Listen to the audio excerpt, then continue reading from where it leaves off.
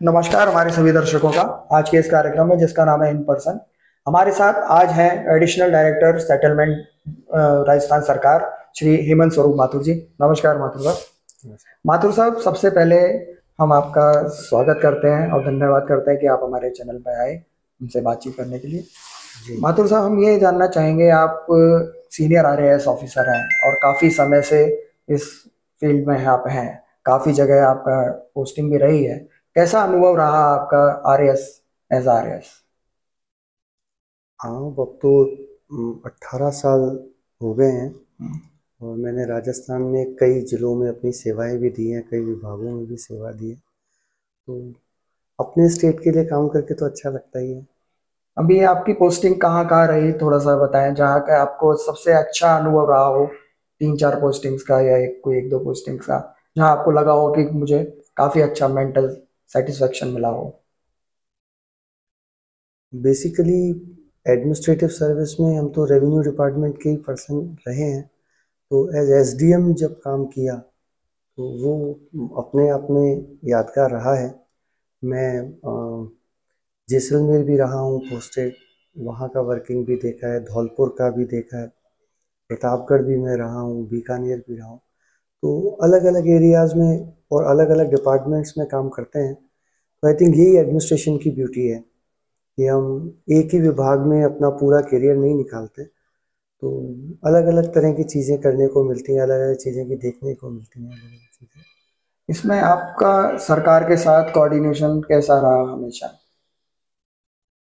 Basically अगर आप rules के साथ काम करते हैं और नियम से चलते हैं तो काम करना बहुत मुश्किल नहीं है।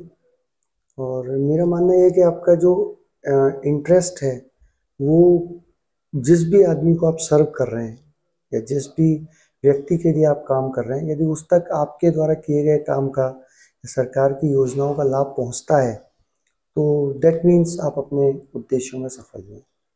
आप जैसे एक जियोलॉजिस्ट भी हैं और आप थोड़ा सा नहीं, इसमें जोग्राफर। जोग्राफर, सॉरी, जोग्राफर हैं और उसके बारे में काफ़ी स्टडीज आप करते हैं। तो इसमें आपने कोई बटरफ्लाइज थ्योरी के बारे में भी कुछ बताया था, उसमें प्रकाश डाला। बेसिकली बटरफ्लाई थ्योरी या चाओस थ्योरी जो है वो कहती है कि हर चीज़ एक दूसरे से जुड़ी हुई है और इकोलॉजी और एनवायरनमेंट बहुत कॉम्प्लिकेटेड चीज़ है और इसके आपस में जो इंटरकनेक्शंस हैं उनको समझना ज़रूरी है। तो एक साइंटिस्ट ने ये देखा कि जब उसने अपने मैथमेटिकल कैलकुलेशंस किए तो एक मधुमक्खी के या एक तितली के पंख फड़फड़ाने से 5,000 किलोमीटर दूर तक इम्पैक्ट होता है नेचर पे, एनवायरनमेंट पे। तो मेरा मानना ये है कि जो बटरफ्लाई थ्योरी है वो ये कहती है कि भाई आपको अगर पेड़ भी लगाना है या आपको किसी एरिया के क्लाइमेट में चेंज करना है, पेड़ काटना है या आपको कोई वाटर बॉडी बनानी है या आपको कोई वाइल्ड लाइफ से रिलेटेड कोई आप एक्टिविटी कर रहे हैं, तो आपको ये सोचना चाहिए कि इसका डीप एनवायरमेंटल इम्पैक्ट क्या होगा। तो अगर हम सोच करके और एनवायरनमेंट के साथ इंटरफेयर करते हैं तो आई थिंक वो ज़्यादा इम्पोर्टेंट है, वाइज डिसीजन है। और बिना सोचे समझे कोई व्यक्ति कहीं भी कोई पेड़ लगा दे या कहीं भी कोई पेड़ काट ले तो उसका 5,000 किलोमीटर दूर, 10,000 किलोमीटर दूर क्या इम्पैक्ट होगा वो समझना ज़रूरी है।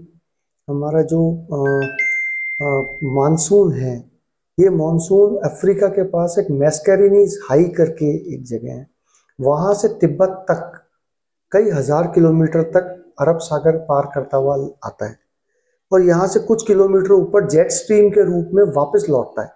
तो ये बहुत बड़ा साइकिल है जो कई लाख सालों में बना है और आज भी टेक्निकली तो हम समुद्र का सिर्फ 5% ही समझ पाए हैं, एक्सप्लोर कर पाए हैं।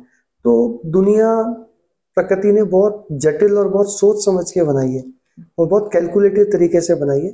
उसमें यदि हम एज ए ह्यूमन बीइंग को इंटरफेरेंस करते हैं तो एक बार सोचना जरूर चाहिए। इसमें मतलब आप जो कहना चाह रहे हैं कि भी रेगिस्तान में पेड़ ज़्यादा नहीं लगाने चाहिए, ऐसा भी कुछ?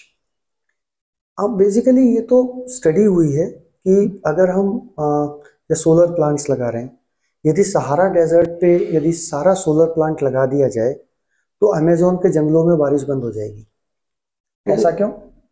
क्योंकि ये सब आपस में एक दूसरे से जुड़े हुए हैं। अच्छा।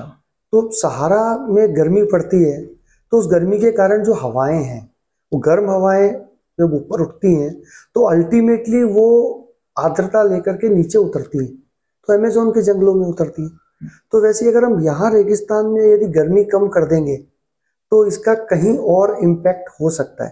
तो ये एनवायरमेंटल और क्लाइमेटिक चीज़ें हैं, तो आई थिंक इस पे भी स्टडी होनी चाहिए। मतलब नॉट एज एडमिनिस्ट्रेटिव पर्सन, लेकिन एक एनवायरमेंटल कंसर्न पर्सन के रूप में मेरा मानना ये है कि बिना विचारे यदि हम कोई भी काम कर रहे हैं तो उसके इम्पैक्ट भयानक हो सकते हैं।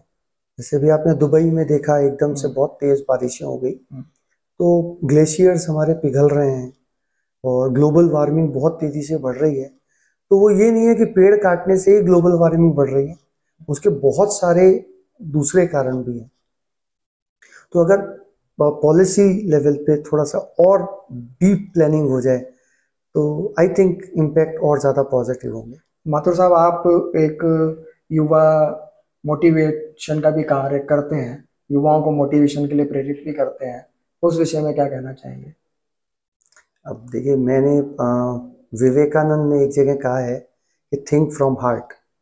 आदमी को दिमाग से कम सोचना चाहिए, क्योंकि दिमाग तर्क वितर्क करता है, दिमाग यस या नो करता है, दिमाग प्रॉफिट और लॉस सोचता है। तो मेरा मानना तो ये है कि आपकी जिंदगी के 100 आप सबसे बेहतरीन काम चुन लीजिए, आप सोचते कुछ हैं और होता कुछ है।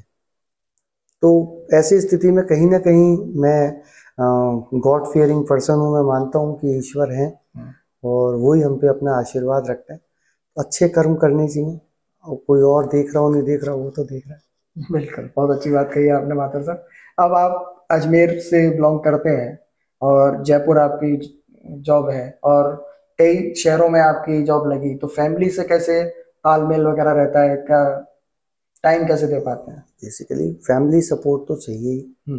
तो नो डाउट, मेरी मदर हैं, मेरी वाइफ हैं, बच्चे हैं, तो सब सपोर्ट करते हैं। वो अपना काम खुद करने की कोशिश करते हैं। और वैसे तो आजकल मोबाइल का ज़माना है, इंटरनेट है, तो कनेक्टिविटी रहती है। मतलब फैमिली से तालमेल अच्छा रहता है, कोई दिक्कत नहीं आती हाँ, इसमें।